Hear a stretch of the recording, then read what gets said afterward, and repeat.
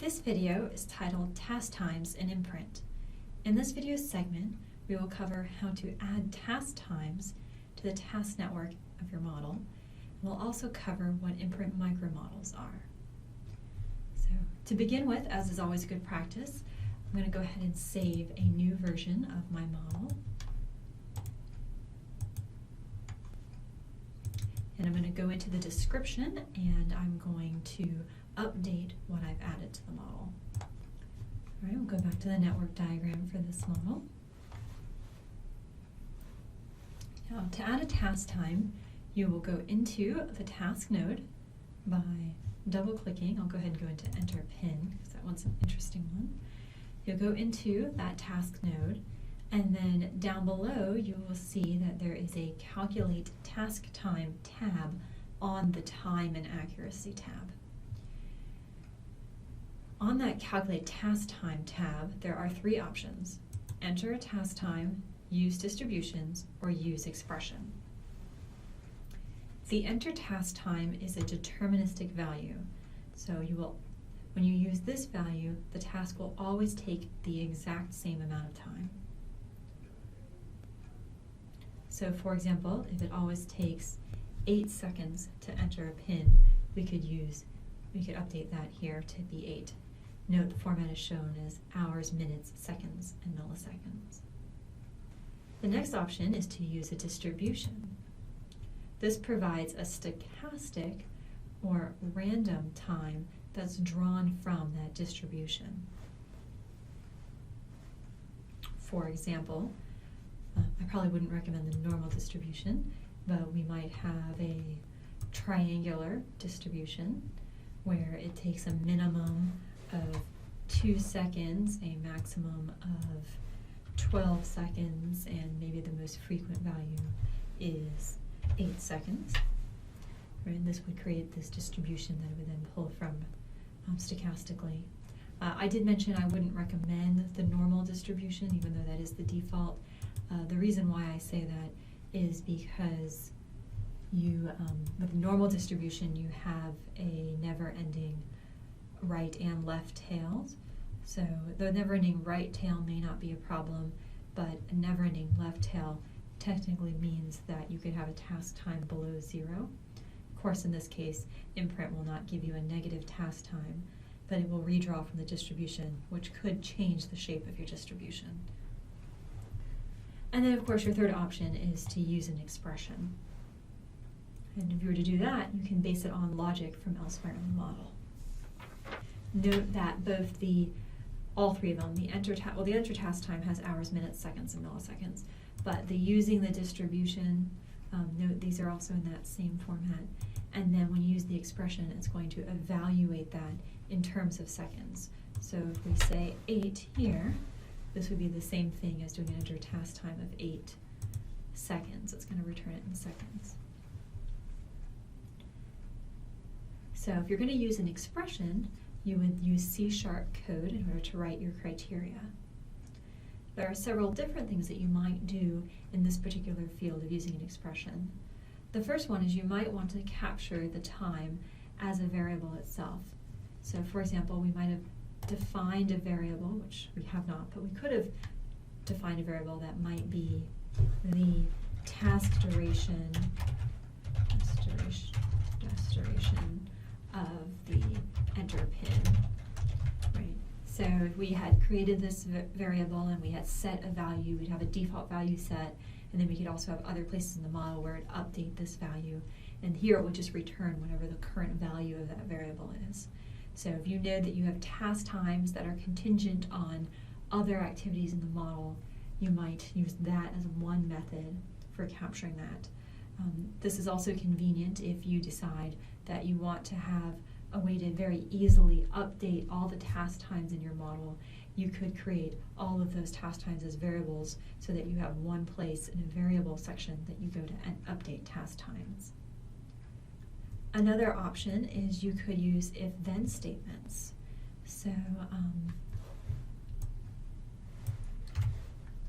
for example, you could base it on the current clock time. So in this particular example, I'm demonstrating that the simulation is actually going to look at the current clock time. And perhaps if there's plenty of time, only 30 seconds have passed, the person takes their time entering a PIN. But perhaps as more time goes on, if the person is rushed, for example, they might take less time. And there may be other instances in your model where the time that an activity takes depends on where we are in the simulation. Similarly, it might depend on other things that are happening in the model. So for example, it might depend on how many times they've entered the PIN.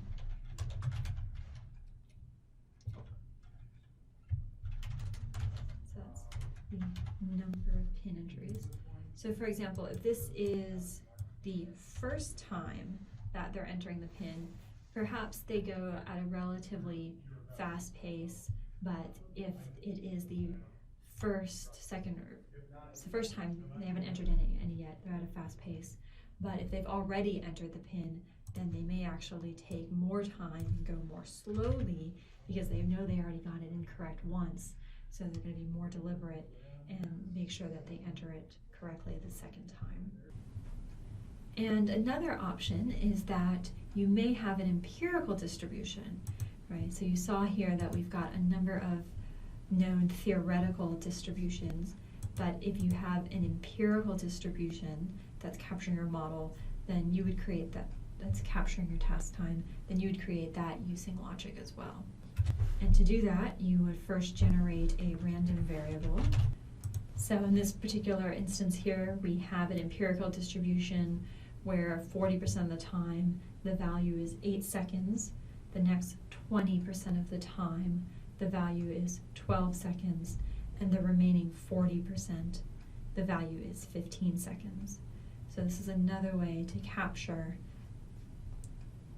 variable task times in the model using your empirical distribution. Now, of course, when you're building your models, you should go through a process of collecting your input data, actually model the system to the actually observe the system to the best of your ability and capture task times for all of the individual tasks that are within your model. And then use input data modeling techniques to build your probability distributions. If, however, you don't have access to the system or it does not exist yet, one of the options that IMPRINT provides you is these micromodels up here. And so you can click on this micromodels button, which is the series of geometric shapes, and that will bring up for you a list of common individual tasks that you might see captured in IMPRINT. So for example, this one is cursor movement with mouse. And this particular area provides you the formula, the academic reference, and then the parameters that are used. So in this instance, we've got the distance to target in pixels, and we've also got the size of the target in pixels, and you can enter those values in and hit the calculate button, and it will put those parameters into the formula and spit out for you the estimated time that it would take. So that's one way that you can begin your process of determining what are appropriate task times. However, note that these micromodels are all deterministic. They're not going to provide you with any variability. So if you only use micromodels in your model, you will not have the stochastic outputs that are typically associated with discrete event simulation. I'm now going to go through and fill in task times for all of my individual task nodes.